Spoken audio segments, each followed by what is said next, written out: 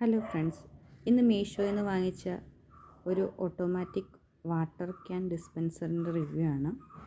നമ്മൾ ഓരോ റിവ്യൂസൊക്കെ ഇടുന്നതിൻ്റെ കാരണം എന്താണെന്ന് വെച്ചിട്ടുണ്ടെങ്കിൽ, നിങ്ങൾ ഓൺലൈനായിട്ട് ഇത് മേടിക്കുമ്പോൾ ഇതിൻ്റെ റിവ്യൂസൊക്കെ നോക്കിയിട്ടുണ്ടെങ്കിൽ നിങ്ങൾക്ക് നല്ല പ്രൊഡക്റ്റ് മേടിക്കാൻ പറ്റുമല്ലോ. അതുകൊണ്ടാണ്. ഇതിന് മുന്നേ ഞാൻ ആമസോണിൽ നിന്ന് ഇതുപോലത്തെ ഒരെണ്ണം വാങ്ങിച്ചായിരുന്നു. യൂസ്ഫുള്ളായിരുന്നു. ചാർജൊക്കെ ചെയ്ത് യൂസ് ചെയ്യുമായിരുന്നു. അത് ചീത്തയായി പോയി കഴിഞ്ഞപ്പോൾ പുതിയതൊരെണ്ണം മേടിച്ചാണ്. ഇത് മീഷോയിൽ നിന്നാണ് മേടിച്ചത്. ഇതിന് 198 രൂപയായിട്ടോ. മോഡൽ, വോൾട്ടേജ്, പവർ, ചാർജിങ് എല്ലാം ഇതിനകത്തുണ്ട് കേട്ടോ. ഇതിൻ്റെ ഉള്ളിലുള്ള പാർട്സിനെ കുറിച്ചും എല്ലാ കാര്യങ്ങളും ഇതിനകത്ത് എഴുതിയിട്ടുണ്ട്.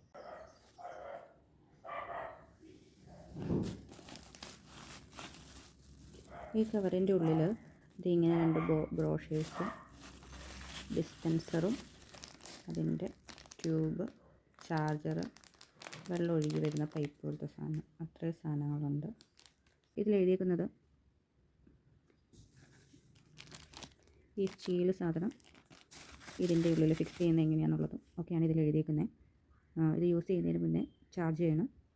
ഇൻഡിക്കേറ്റർ ലൈറ്റ് റെഡ് ആയിരിക്കും, ഗ്രീൻ ആയി കഴിയുമ്പോൾ ഓഫ് ചെയ്യണം. പിന്നെ നമ്മൾ ഈ പമ്പിൻ്റെ മുകളിൽ പ്രസ് ചെയ്യുന്ന രീതിയുണ്ട്. അവിടെ ഒരു 60 സെക്കൻഡ് ഹോൾഡ് ചെയ്ത് വെക്കണം.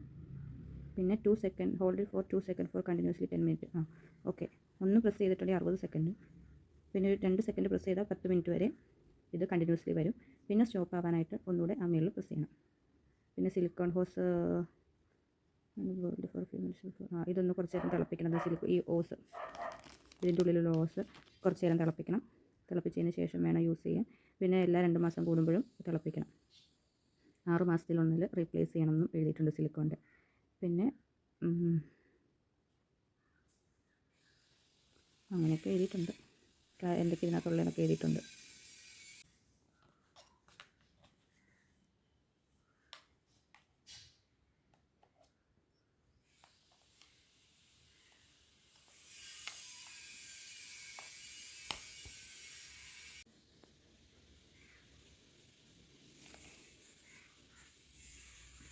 സിലിക്കോൺ ട്യൂബ് ഇതിൻ്റെ അടിയിൽ ഫിക്സ് ചെയ്തിട്ടുണ്ട്.